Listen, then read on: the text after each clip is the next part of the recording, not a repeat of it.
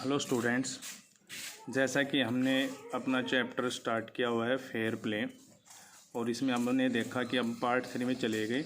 और अलगू चौधरी ने क्या हुआ कि मामला पंचायत में ले गया, और अब उसके में आगे कह रहा है कि let Sahu nominate the head panch, कि अब साहू हेड पंच को नॉमिनेट करेगा। I will abide by his decision, मैं इसके फैसले का पालन करूँगा।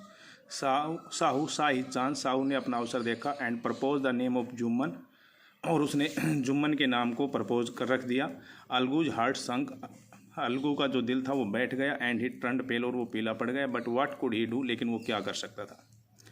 The moment Jumman became head panch, जिस पल जुम्मन हेड पंच बना, ही रियलाइज्ड हिज रिस्पॉन्सिबिलिटी, उसे अपनी जिम्मेवारी का एहसास हुआ एज जज, एक मुखिया के तौर पर। And the dignity of his office, और अपने पद की शानका की जिम्मेवारी का एहसास हुआ। Could he seated in that high place, क्या वो इस उच्च स्थान पर बैठा हुआ था। हैव हिज रिवेंज नव, क्या वो अपना बदला लेगा। ही थॉट एंड थॉट, उसने सोचा और सोचा। नो नहीं, he must not allow his personal feelings to come in the way of speaking the truth and doing justice.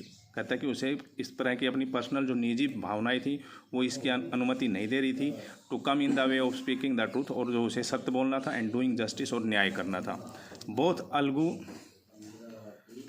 Algu and Sahu stated their cases, दोनों अलगू और साहू ने अपने अपने मुकदमे बताए।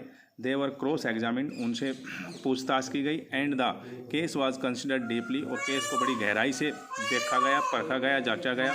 देन तब जुम्मन स्टूड अप, तब जुम्मन खड़ा हुआ एंड अनाउंस, घोषणा की, इट इज़ आवर ओपिनियन, ये हमारा विचार है कि that Sahu should pay Algu the price of the bullock, कि साहू को पैसे अदा करने चाहिए अलगू को उस बैल की कीमत के। When Sahu bought the bullock, जब साहू ने उस ब्लॉक को, उस बैल को खरीदा था, it suffered from no disability or disease, वो किसी अयोग्यता और किसी बीमारी से सफ़र नहीं था, गुजर नहीं रहा था।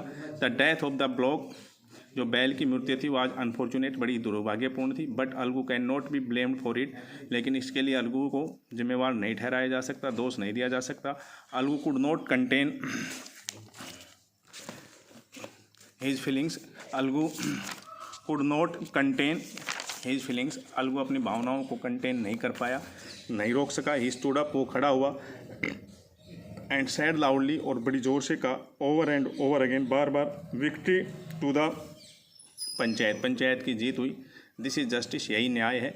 God lives in the voice of the panch, भगवान पंच की आवाज़ में बसता है। सून आफ्टर, उसके ठीक बाद, जुम्मन केम टू अलगू, जुम्मन अलगू के पास आया। एम्ब्रेस्ड हिम, और उसे गले लगाया। एंड सैड, और कहा, सिंस द लास्ट पंचायत, पिछली पंचायत से, I had become your enemy, मैं तुम्हारा दुश्मन बन गया था। टुडे, आज, आई रियलाइज, मुझे पता चला, what it mean to be a panch, कि पंच का क्या मतलब होता है। A panch has no friend nor enemy, एक पंच का कोई भी दुश्मन और कोई भी दुश्मन नहीं होता है, कोई भी मित्र और कोई भी दुश्मन नहीं होता है। ही नोज, वह जानता है, ओनली जस्टिस, सिर्फ न्याय को।